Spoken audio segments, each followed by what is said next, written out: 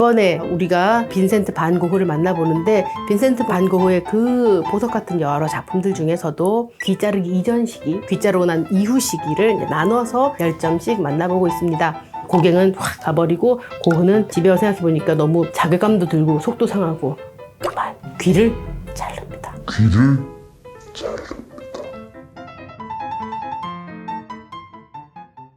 근데 이렇게 자르고 나서 그 다음날 크리스마스인데 고흐가 자기가 자른 이 귀를 상자에 넣어서 동네 여자한테 선물이라고 갖다 준 거야. 1888년 12월 30일자 기사에 아르에서 빈센트 반 고흐라는 어떤 화가가 자신의 귀를 자른 다음 그걸 동네 여성에게 갖다 줬다라는 스트레이트 기사가 나옵니다. 이제 귀를 잘랐습니다. 1888년 12월에 고갱은 아르의 집을 떠나버리고 고흐는 귀를 자른 채 혼자 남았습니다. 귀를 자른 자화상이 만나볼 작품입니다. 고흐가 많은 자화상들을 남겼는데 이 그림처럼 좀 독특하고 특별한 그림은 없는 것 같아요. 귀를 잘랐기 때문에 붕대를 감은 자신의 모습을 있는 그대로 보여줍니다. 자, 이때 고흐 심정이 어땠겠어? 정말 막 속상하고 자괴감도 들고 분하기도 하고 정말 복합적인 감정이었을 텐데 그럼에도 불구하고 옷을 단단히 여미고 앉아서 화가로서의 정체성을 보여줍니다. 바로 이 그림의 배경에 등장하는 그림, 나라는 사람은 그림을 그리는 사람이다 라는 걸 보여주는 듯합니다. 또 한쪽에는 이렇게 이젤이 있고 좀 약간 그림을 망쳐놓은 것 같은 그런 그림도 한쪽에서는 보이는데 이런 양쪽에 잘 그려놓은 완성작과 지금 한참 그리고 있는 이젤 위의 작품, 고흐의 내적 갈등도 보여주는 것 같습니다. 고흐가 귀를 자른 뒤에 생레미라는 곳에서 정신병원에서 이제 치료를 받게 됩니다. 생레미 정신병원에서의 고흐가 남긴 그림들은 오히려 역설적이게도 가장 아름다운 그림들로 남았는데 그중 하나가 바로 아이리스, 붓꽃입니다. 고흐가 열심히 그렸던 식물이 몇 가지가 있는데 하나가 아까 봤던 해바라기, 또 하나가 아이리스, 그리고 나중에는 사이프러스 나무와 올리브 나무를 열심히 그리는데 고민 많고 생각 많고 뭔가 근본적으로는 아름다움을 추구하는 어떤 한 사람의 마음이 보이는 듯한, 가끔 나는 이 그림을 보면은 뭔가 파도가 일렁인다는 생각도 들던데 고흐가 이 그림을 탕기 영감님한테 드렸고 탕기 영감이 나중에 고흐가 죽고 난 뒤에 이 그림을 300프랑에 팔았대요. 근데 이 그림이 이제 나중에 1987년 소더비 경매에 출품이 됩니다. 얼마에 팔렸을까? 그 당시 돈으로 5,390만 달러. 당시 환율이 800원에서 900원 사이였던 걸 감안해서 계산을 해보면은 445억 원. 지금으로 치면 이게 한 1,100억 원 정도의 가치를 가진다고 볼 수 있습니다. 고흐의 대표작으로 사람들이 가장 사랑하는 그림은 바로 이 별이 빛나는 밤입니다. 아까 불렀던 노래 또 불러야겠네. Starry, Starry Night. 론강의 별이 빛나는 밤은 가장 폭발적인 고흐의 전성기 작품의 그 특유의 이미지는 나타나기 전이거든요. 오히려 고흐는 귀를 자른 뒤 생레미 정신병원에서 집중적으로 그림을 그리면서 오히려 그만의 화풍을 완성하게 됩니다. 이 그림은 이제 생레미에서 그린 별이 빛나는 밤인데 진남색, 약간 푸르름이 남아있는 이런 하늘에서 달과 별이 노랗게 반짝이고 있습니다. 그림의 왼쪽 화면을 가로지르는 사이프러스 나무로 중세 로마 때는 십자가를 만들기도 했다고 할 정도로 땅과 하늘을 연결하는 그런 존재로서의 상징성을 갖고 있다고 하는데 이 땅에서 조금은 고통받고 외롭게 살고 있지만 닿을 수 없는 저 하늘을 향해서 뭔가 혼자서 꿈을 꾸고 상상하고 기도하고 바라는 고흐의 마음이 잘 담긴 것 같습니다. 이 그림 보면은 하늘에서 빗무리가 헤어리치는 게 보이는데 어떤 과학 연구 결과에 따르면은 공기의 움직임이 이루는 이런 동심원이 있는데 거의 흡사하다고 하더라고요. 고흐가 뭔가 과학 원리를 알고 그랬나? 뭐 이런 주장도 있던데 깜깜한 밤에 빛이 보여주는 이런 걸 고흐만의 화풍으로 보여줬습니다. 전묘로 표현해서 동글동글 동심원을 이루는 이런 독특한 반 고흐만의 화풍이 이 그림에서 절정을 보여줍니다.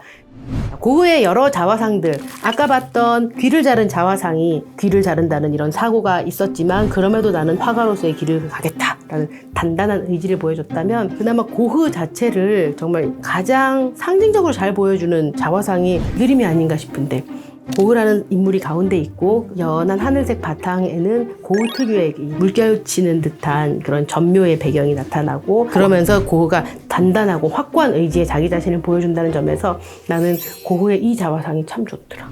고흐가 아르에 처음 갔을 때 그렸던 해바라기들이 단 시즌을 이루고 있다면 해바라기 버전 2 고흐가 귀를 자른 이후에도 또 열심히 해바라기를 그리기 시작했습니다. 조금 더 색깔이 화사하고 선명한 특징이 있는데 여전히 그림에서 보여주는 이런 배치나 구도는 인생의 생의 절정을 보여주고 삶의 한 여정을 보여주는 그런 작품입니다.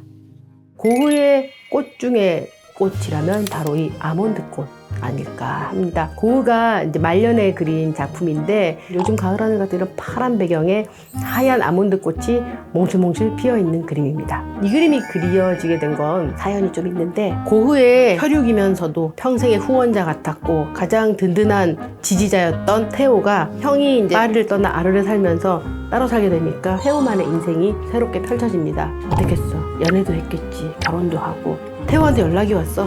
형 이제 곧 아이가 태어날 것 같아요. 내가 아이 이름은 내가 제일 좋아하고 사랑하는 형의 이름을 따서 빈센트라고 이름을 지을 거예요 하고 태호가 편지를 썼어. 고흐가 또 이제 답장을 보낸 거지. 너무 고맙다 태호야. 네가 그렇게 말해주니까 내가 너무 기쁘긴 한데 나는 보잘것없고 사람들에게 사랑받지도 못하고 대단히 훌륭한 그림을 그려서 팔고 사랑받고 이러지도 못하니까 내 이름을 물려주는 건 아닌 것 같아. 부디 다른 더 멋있는 사람의 이름을 붙여줬으면 좋겠어. 태호에게 다시 또 편지를 보냈대요.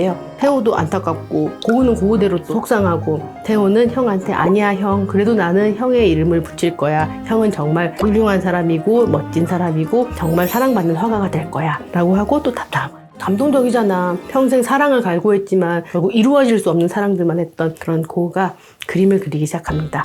화사한 이 하늘을 배경으로 한 하얀색 아몬드 꽃을 그리면서 내가 너에게 줄 수 있는 가장 소중한 선물은 이 그림이고 네 아들을 위해서 이 그림을 그리고 보잘것없는 내 이름을 네가 갖게 돼서 나는 참 고맙다. 난 정말 멋진 사람이 되겠다 라는 다짐을 담아서 이 그림을 이 작품은 1890년대 고흐의 마지막 한 해를 관통하는 여러 그림들하고는 사뭇 달라요. 고흐의 그림에서 특징적으로 등장하는 물결치는 점의 반복적인 형태도 없고 가장 반듯하고 가장 돋보이는 형태로 그림을 그렸는데 이 이름을 받은 아이 빈센트 반 고흐는 나중에 아버지 테오가 돌아가신 뒤에 큰아버지인 빈센트 반 고흐의 작품을 물려받아서 그 작품을 전시하고 그리고 좋은 미술관에 이렇게 기증하거나 입점시키면서 자기에게 이름을 물려준 아버지의 형인 고흐의 이름을 더 널리 알리기 위해 최선을 다했기 때문에 어쩌면 그 이름의 주인을 생각하면서 조카도 평생을 살았던 게 아닌가 싶습니다.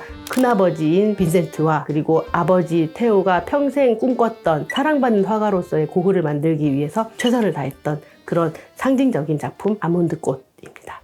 고흐의 그림 오베르의 교회. 말년에 고흐가 머물렀던 오베르의 교회를 그린 장면인데 한때 성직자를 꿈꾸기도 했었던 고흐의 그런 경건한 삶을 보는 태도가 소재에 잘 담겨 있고 그림 자체의 구성도 고흐가 추구했던 그 전묘로 물결치듯 파도치는 분위기처럼 이렇게 성당을 그렸는데 고흐 특유의 화법 때문에 마치 성당이라는 이 건물 자체가 일렁이는 것 같은 그런 느낌이 특징입니다.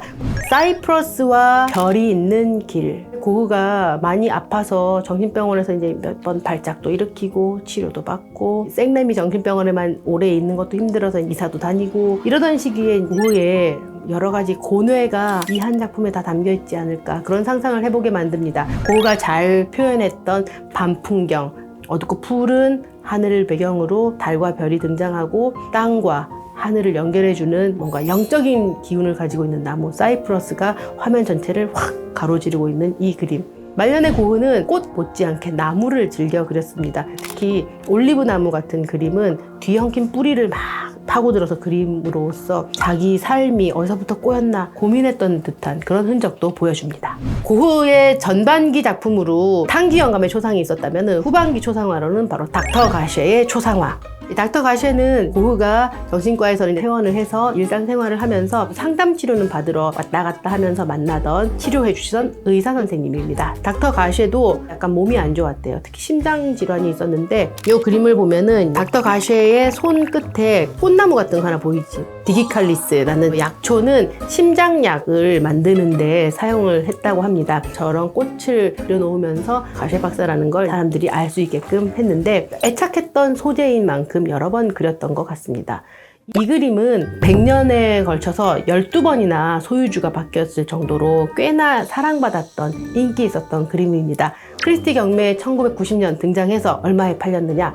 8,250만 달러에 팔렸습니다. 그 당시 최고가, 지금 환율로 계산을 해보았더니 약 584억 원, 지금으로 치면 한 1460억 원 정도의 엄청난 가치를 주고 저 그림을 산 사람 누구였을까? 일본의 한 사업가였습니다. 일본 사람들은 인상주의 화풍에 일본의 우키요에가 미친 영향이 있다는 걸 알고 있었고, 일본이 경제 성장을 이루던 시기에는 인상주의 그림들을 이렇게 사모으는 게 한동안 붐이었거든요. 일본의 다이쇼와 제지라는 회사에 사이토 료에이라는 이 회장이 물려받았습니다. 나중에 이 사람이 공식적으로 발표를 했어. 내가 너무나 사랑하는 이 그림들을 내가 죽으면 같이 무덤에 묻어달라.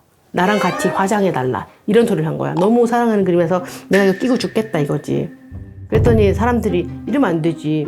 그 르누아르나 고흐의 이런 작품은 인류가 공히 지켜야 될 인류 문화유산인데, 그래서 많은 사람들이 막 항의가 빗발치고, 그래서 1991년이었나 이 사람이 다시 이제 정정 발표를 해. 알겠습니다. 불태우지는 마십시오. 나중에 먼 훗날 사토이 로에이가 사망하고 난 뒤 이 그림은 다시 일본을 떠나 미국에 있는 개인 수집가에게로 팔려갑니다. 그때 팔린 금액은 한 4,400만 달러였다고 하니까 료에이 회장이 경매에서 샀던 금액보다는 좀 낮지만 아무튼 다행히도 불타버리지 않고 어딘가 안전한 데 있는데, 그때 이후로 이 작품이 전시가 되지는 않고 있어가지고 우리가 이런 이미지로만 만날 수가 있다는 게 좀 아쉬운 점입니다. 대신 우리는 두 번째 버전의 닥터 가시의 초상화는 파리 오르세 미술관 소장품이라서 우리가 안전하게 안정적으로 작품을 만나볼 수 있습니다. 고흐가 내가 생각해도 사는 낙이 없었을 것 같아. 그림 그리는 거 그거 하나 말고는 딱히 되는 일이 없고, 곧 전시가 열려서 형 그림도 많은 사람들한테 주목받을 거야. 동생이 이렇게 위로해주기는 했지만 언제 그 꿈이 이뤄질지는 모르겠고, 그래서 고흐는 방황하고 더군다나 몸도 안 좋고 환청에다가 가끔씩 발작도 일어날 때면 너무 사는 게 괴로웠습니다. 고흐가 하루는 밀밭으로 들어갑니다. 총을 하나 들고 죽기로 결심을 한 거지. 여기 보이는 이 그림, 까마귀가 나는 밀밭, 이 그림은 죽기로 결심한 고흐의 마음을 보여주는 것 같습니다. 노랗게 잘 익은 밀밭이 확 펼쳐져 있고 하늘은 파랗고 정말 지극히 아름답고 평화로운 장면일 것 같지만, 사실 이 그림 자세히 보면 하늘 위로는 까마귀가 날아가고 있습니다. 뭔가 불길한 징조를 암시하는 것 같고요. 그리고 이 길들은 길이 뒤엉키거나 혹은 끊어져 있고 뭔가 복잡하면서도 어디로 갈지 모르는 고흐의 복잡한 심경이 담겨 있는 것 같습니다. 고흐가 죽기로 결심하고 밀밭에 가서 총으로 자살을 시도했는데, 하필이면 이 총알이 갈비뼈 사이를 관통하는 바람에 안 죽은 거야. 다행인 건데 고흐는 난 왜 이렇게 되는 일도 없지 이러면서 피를 흘리면서 집으로 돌아옵니다. 동생 태호한테도 연락하고 결국 이제 과다출혈로 다음날 새벽에 세상을 떠나고, 이렇게 고흐의 짧지만 강렬했던 인생은 마무리됩니다. 태호가 그 당시 잘 나가던 화상이었으니까 더 형을 위해서 노력해 줄 수 있었을 텐데, 형이랑 영혼이 맞닿아 있었을까? 형이 죽고 난 뒤 한 6개월 정도 뒤에 태호도 사망을 합니다. 태호의 부인이 이 그림들을 물려받아서 가족들의 뜻을 이어간다는 의미에서 전시를 열고 적극적으로 작가를 알리기 시작합니다. 지금까지 빈센트 반 고흐의 대표작 20점 뽑아서 만나봤는데, 반 고흐 미술관, 메트로폴리탄, 크레밀러 미술관, 오르세, 모마, 코톨드 미술관, 런던 내셔널 갤러리 다 찾아가면서 만나볼 수 있는 정말 빈센트 반 고흐의 엑기스들만 모아놨으니까 다 직접 만나보십시오. 직접 봐야 돼. 보통 아트샵 같은 데 가면 아트 상품으로 포스터며 무슨 스카프며 연습장 뭐 여기 노트 표지 많이들 물어보더라. 저작권은 괜찮나요? 고흐는 돌아가신 지 100년 넘었기 때문에 사후 70년간 유지되는 저작권이 이제 소멸됐습니다.